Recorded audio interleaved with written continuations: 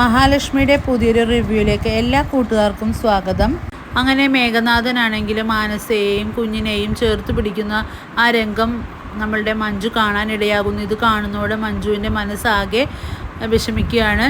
ഇത്രയും നാൾ എന്നെ വഞ്ചിക്കുകയായിരുന്നു മേഘേട്ടെന്ന് മനസ്സിലാക്കുന്ന ഒരു നിമിഷമായിരുന്നു അത്. അതേസമയം തന്നെ മഞ്ജു ആണെങ്കിൽ ചില ഉറച്ച തീരുമാനങ്ങൾ എടുക്കുന്നു. അങ്ങനെ സാഗറിനെ വിളിക്കുന്നു. എനിക്ക് തന്നെ ഉടനെ ഒന്ന് കാണണമെന്ന് ആവശ്യപ്പെടുന്നു. അങ്ങനെ സാഗറും മഞ്ജുവും കണ്ടുമുട്ടുന്നു. സാഗറിനോട് പറയുന്നുണ്ട്, മഞ്ജു എങ്ങനെ എനിക്ക് നന്ദി പറയണമെന്നറിയില്ല. എൻ്റെ കണ്ണേട്ടനെയും അതുപോലെ ഏട്ടത്തിയെയും ധിക്കരിച്ചുകൊണ്ട് തന്നെയാണ് ഞാൻ മേഘനാഥനെ കല്യാണം കഴിച്ചതെന്നും അതിനുള്ള ശിക്ഷയാണ് എനിക്കിപ്പോൾ കിട്ടിയതെന്നും മഞ്ജു പറയുന്നുണ്ട്. സാഗർ കാരണമാണ് എനിക്കിപ്പോൾ ഇങ്ങനെ ഒരു കാഴ്ച കാണാൻ ഇടയാക്കിയത്.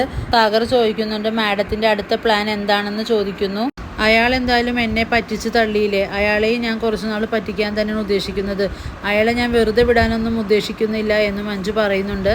ഇതെല്ലാം കേൾക്കുന്ന സാഗറിനാണെങ്കിൽ വളരെയേറെ സന്തോഷമാകുന്നുണ്ട്. സാഗർ സ്വന്തം മനസ്സിനോട് തന്നെ പറയുന്നുണ്ട്, മഞ്ജു എനിക്കുള്ളതാണെന്നെല്ലാം സാഗർ പറഞ്ഞു പഠിപ്പിക്കുകയാണ് മനസ്സിനെ. എന്നിട്ട് സാഗർ പറയുന്നുണ്ട് മഞ്ജുവിനോട്, ഞാനാണ് ഇതിൻ്റെ പിന്നിലെന്ന് ഒരു കാരണവശാലും മേഘൻ സാറിനോട് പോയി പറയരുത്. എന്നെ എന്തായാലും ഞാനാണെന്ന് അറിഞ്ഞ് എന്നെ കൊല്ലുക തന്നെ ചെയ്യും. അതുകൊണ്ട് ഒരിക്കലും അത് സംഭവിക്കരുതെന്നും പറയുന്നു. പിന്നെ മേഘൻ സാറിനെ ഈ ഒരു ബന്ധം മാത്രമല്ല പല പെണ്ണുങ്ങളായിട്ടും ഇനിയും ബന്ധമുണ്ടെന്നും അറിയിക്കുന്നുണ്ട് മഞ്ജുവിനെ.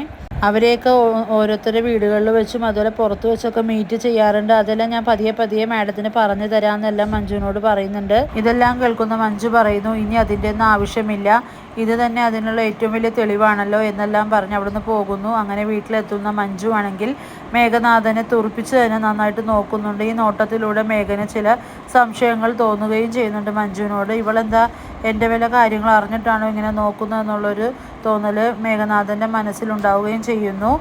അങ്ങനെ മഞ്ജുവിൻ്റെ അരികിൽ മേഘം വന്ന് നിൽക്കുമ്പോഴെല്ലാം മഞ്ജുവിന് കഴിഞ്ഞു പോയ രംഗങ്ങളെല്ലാം മനസ്സിലേക്ക് ഓർമ്മ വരികയും ദേഷ്യം കൂടുകയും ചെയ്യുന്നു മേഘനയോട്. പിന്നീടാണെങ്കിൽ മാർക്കോ ആണെങ്കിൽ കമലേശ്വരം ഗ്രൂപ്പ് ഓഫ് ഫിനാൻസിലേക്ക് എത്തുന്നുണ്ട്. അവിടെ മഹാലക്ഷ്മിയും കണ്ണനും മാർക്കോനെ കാണുമ്പോൾ വളരെയേറെ സന്തോഷിക്കുന്നു. അങ്ങനെ മാർക്കോയുമായിട്ട് ഒരുപാട് കാര്യങ്ങൾ അങ്ങോട്ടും ഇങ്ങോട്ടും സംസാരിക്കുകയാണ് കണ്ണനും മഹാലക്ഷ്മിയും. അതുപോലെ തന്നെ അവരെല്ലാം ഒരുമിച്ച് നിന്ന് ഒരു സെൽഫിയൊക്കെ എടുക്കുന്നുണ്ട്. വളരെ സന്തോഷിക്കുന്ന ഒരു മുഹൂർത്തമായിരുന്നു അത്.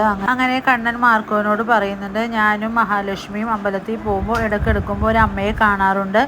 മാർക്കോ എപ്പോഴെങ്കിലും ആ അമ്മയെ കണ്ടിട്ടുണ്ടോ? അമ്മയുടെ രൂപവും അതുപോലുള്ള അമ്മയുടെ ശക്തിയും എല്ലാം ഇങ്ങനെ പറയുമ്പോൾ ഇത് കേൾക്കുന്ന മാർക്കോ അതിശയിച്ച് അമ്പരന്ന് നിൽക്കുകയാണ്.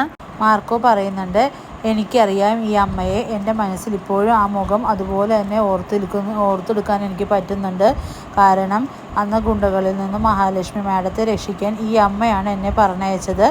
അങ്ങനെയാണ് കണ്ണൻ സാറിനെ കുറിച്ചും എല്ലാം വിവരം വിശദമായി തന്നെ അമ്മ എന്നോട് പറഞ്ഞു തന്നിട്ടുണ്ട്.